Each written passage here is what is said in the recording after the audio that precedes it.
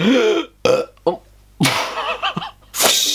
up, people's internet? My name is Kevin and welcome back to another video. Okay guys, so for today's video I'm going to be talking to you guys about the worst cliffhangers in books. Now when I say worst cliffhangers, that also means that they're a good cliffhanger. So like, it kind of doesn't make sense because the worst cliffhangers are usually the best cliffhangers, if that makes any sense. But yeah, I'm basically going to be talking about books that end in a cliffhanger and just end in a way that really victimize us as a reader. Like when I read books and they have a cliffhanger, I feel personally victimized by the author and I feel like they're ganging up on me and it's very rude and like I feel emotionally attacked and I feel like I'm gonna have a mental breakdown. So yes, I have compiled a couple of books that contain really good cliffhangers and I'm going to talk to you guys about them. And also this video is going to contain a lot of spoilers, so when you see me hold up a particular book and if you have not read said book, then either mute me or just skip me to the next book so that I don't spoil you, because I don't want to be that person. Like, no one likes to be spoiled and I do not want to be that person, so I'm trying to stay humble and giving you guys a warning. So please just take my advice and mute me or skip past me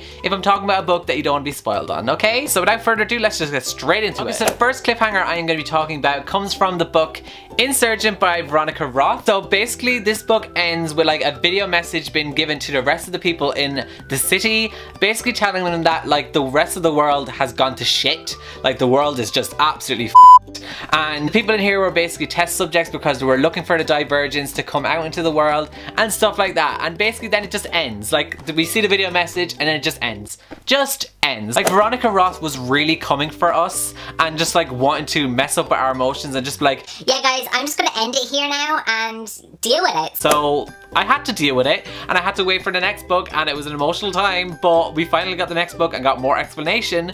But still, that cliffhanger ruined me. Like it just, like it wasn't necessary. It was not necessary. It was just too much to take at one little time. The next book I'm going to talk to you guys about is Catching Fire by Suzanne Collins, which also I just want to point out, how is Suzanne Collins? Like, is she okay? Is she doing well in life? Like, is she still writing books? Because like, where is she? Like, searching for Suzanne Collins, like, anyone found her? Because I haven't. This book ends in a very good cliffhanger. Like, it ends in a way that sets up the next book perfectly, but also like it ends and you're just like, why? That was such a good cliffhanger. Like, I need more. And like this book ends with like District 12 just being absolutely destroyed. Then you're finding out there's actually a District 13 and there's troops ready to go to war with the capital. And then we also find out that Peta is in the capital and stuff, everything, just lots of stuff happens. But like this is a cliffhanger that like ends in a way that sets it up really well for the next book, and like it's not really as agonizing as Insurgent was, but like it sets up everything perfectly for the next book and it's just such a good cliffhanger. The next book I'm going to talk to you guys about is quite a recent book that I'm sure a lot of you guys have read, and if you haven't read it yet, I hope you do,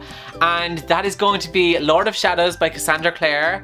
And I'm still not emotionally over the cliffhanger and the ending of this book. So like, you're reading this book and there's like 2 pages left and you think everything's gonna be fine, like it's only 2 pages, what could happen in 2 pages? That is where you're wrong, because there is a lot that can happen in the last 2 pages. Like a main character just being killed off, like why? Like, Cassandra Clare has never really done anything that bold before, so it was pretty impressive, but like, my emotions. I was just finished the book, I was so happy with how it went, and the last 2 pages, they just die, and then it just ends. Like, it just ends. Like, Cassandra Clare was definitely 100,000% coming for us. Like, I feel personally attacked by Cassandra Clare. She was definitely just sitting there thinking, wait a minute, how could I absolutely destroy the hearts of so many of my readers in my last 2 pages? Let me just kill off one of my main characters. Like, no big deal. We've had to wait a year and a half since this book came out for Queen of Air and Darkness, and it comes out this December, like, and I'm still not emotionally prepared for what's gonna happen in that book and the aftermath. It was just too much for me, and I'm still not ready for it. Like, and this book is just,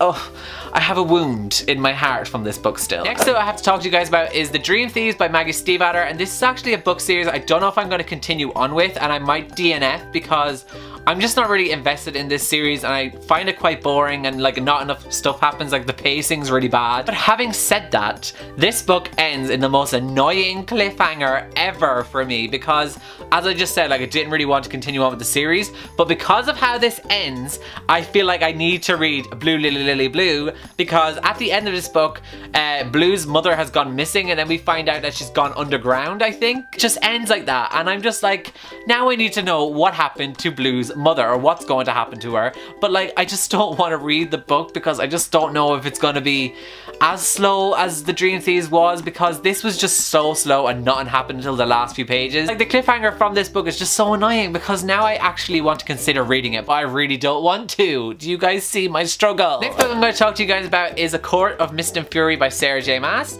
and I honestly could pick like loads of Sarah J Maas books for this video because a lot of her books end in cliffhangers. I feel like she just likes to play with our emotions, so like she likes to have a lot of cliffhangers in her books. Like, Reese and Farah are separated, and Farah goes back to Tamlin, and you don't know if the mating bond actually broke, and then you realize it didn't really break, and then it just like ends with like you thinking Lucian is gonna help Farah, and then like it just ends like, it just ends really annoyingly. Like, she could have given us at least 2 more pages just for like a bit more closure for the book so we didn't have to wait so long for the next one, but no. Sarah J Maas did not give us that. She just didn't care. And the final book that I'm going to be talking to you guys about is Illuminate by Amy Kaufman and Jay Kristoff. And actually I could pick Gemina also for this because both of those books have severe cliffhangers. This one in particular, you just find out that Katie is absolutely a queen. Like, she is my queen. You find out basically that she has been gathering evidence and she's putting it into like this big massive file which is known as the Illuminate files. Such a clever name for the series, you know what I mean?